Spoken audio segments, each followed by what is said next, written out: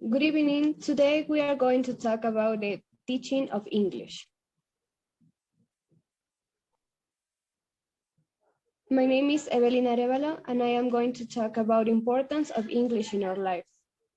First of all, to teach or learn English, it's important to know the reasons because it's important, this language, and here we have 6 reasons.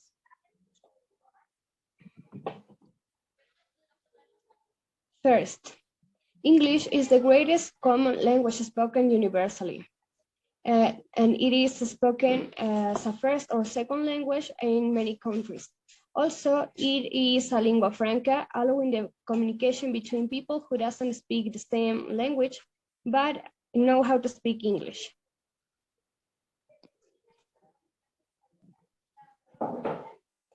People who speak English have a huge background of culture because this language is the language of international media and entertainment. And this allows that people know more about the cultures and the world.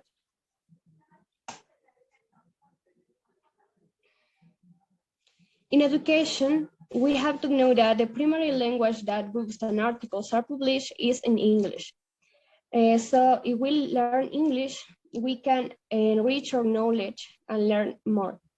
Also, the universities have recognized the importance of English and they offer courses taught in English.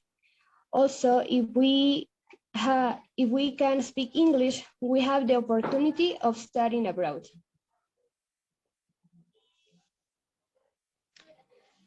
When people know how to speak English, they can get better job opportunities because they became more competitive and they can work in international companies because this language is the main language of business. Also, speaking English allows us to travel around the world and know more about the cultures and meet people who can become important in our life. Also, we can create relationships.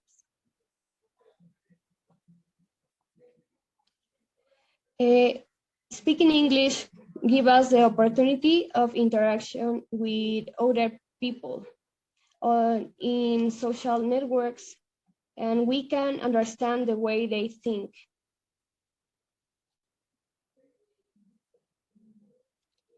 Finally, what is required to know? First, for English learners, it's important to know that English is a stress-based language. That means that a word can be understood because they sound and know their accent. Here we have some examples: product and production. Second, for native speakers, it's important to know that native speakers never start a word with a vowel. They always start a word with a consonant sound. Here we have an example. And third, for everyone, it's important to know that native speakers use English items. We have here an example. For cat get your tongue. That means that you can't speak well. For that reason, no natives who try to translate this expression don't understand because it don't have sense. Thank you very much.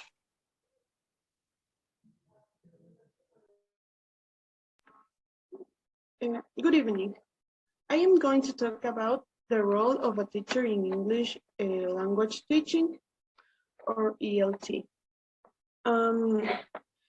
The principal teacher's role is attracting the students' attention by creating interest among the students. It's really important to catch up the students' attention in order to acquire good communication skills or to excel in communication skills. For this, the students have to acquire expertise in 4 skills, which are listening skills, verbal communication skills, interpretation skills, and inscription skills. These skills, they have to develop interest to the subject language. So in this context, the teacher has to play some roles, which are a learner, facilitator, assessor, manager, and evaluator. Sometimes it's misunderstood that the teacher has to be a learner, but the teacher has to play these roles and act as a learner to evidence the curiosity and the needs. In the classroom, teacher roles can be discussed with learners as a part of student preparation. And learners can imagine about what roles they wish for their teacher and how these inclinations fit in other aspects of the learning method. The new vision of teaching is linked with what students need to satisfy the problems of the society. They have to think in future with tools that facilitate the problem. So here in this graphic, we can see the evolving role of the teacher. Teachers have to be designers of powerful learning, partner in learning, community developers, and so connector and activator.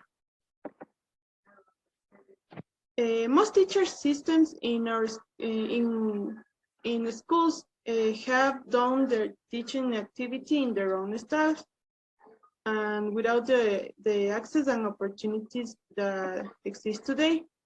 The purpose of a teacher is to align the students' needs with the competences and the demands that the real world have today. So we can see four kinds of styles. The first one is lecturer, where teacher stand and deliver, and students listen and take notes. In the instructor style, teacher drives content through group mini lesson, and students are guided and have independent practice. In the facilitator style, teachers and students drive content, and students work in small groups to gain instruction and have choice. At last, in the coach style, teachers adapting the students' learning according to the specific needs, and students have to work on different units or tasks. Some important points or maybe requirements that need teachers are teaching priorities that deals with accuracy and fluency, which means making learners aware of the variety of English, focus on vocabulary and teaching of informal writing skills. English as an international language, which means that English is used for international communication worldwide. Language acquisition theories and teaching methodologies, because methods will make teaching easier. Computerized teaching materials is the new approach because teachers have to include the technology in teaching. And motivation is important to encourage students in their learning of English. Teaching is a challenge because teachers have to see this task and prepare to form students. They sometimes have different activities or skills, which are content experts, mentors, assessors, course designers, coaches, resource developers, and role models.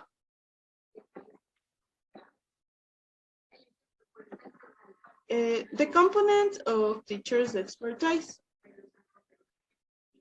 Understanding the relationship between language proficiency and teaching ability has emerged as a focus in second language teaching education, particularly through work on teacher cognition and teaching knowledge. This means that the ability to teach English through English requires consideration of a number of related issues. Language is not only about the knowledge, also is the mean by why it is taught, and requires some other skills that these skills will help students to reach and prepare their purposes. There are four aspects of that are important. These are four aspects of language and language-related ability. The first one is the ability to use the target language as both the medium and target of instruction. The second is the ability to modify target language input to render it comprehensible to learners. The third is the ability to produce well-formed input for learners. And the fourth is the ability to draw learners' attention to features of the formal language. These aspects of language knowledge and ability can be illustrated in relation to three phases of teaching, which are before teaching, during teaching, and after teaching. Thank you. Everyone, my name is Daniela Baraja, and I'm going to talk about the 3 steps in English language teaching, ELT. Let's start first with before teaching.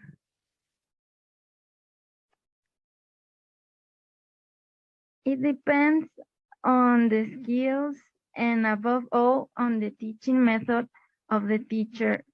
For example, clear objectives means that the teacher is clear about what he or she has to teach, when the lesson will be understood by the students. Other one, preparing a didactic class. It means that the teacher includes games, songs, drawings related to the subject. This way the class will be more interesting and fun.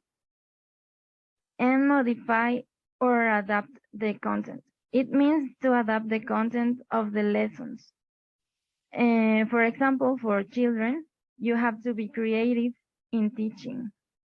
Using new words, you could do it by telling a story, because children love it when you tell stories, because they have a lot of imagination. The second step is during teaching.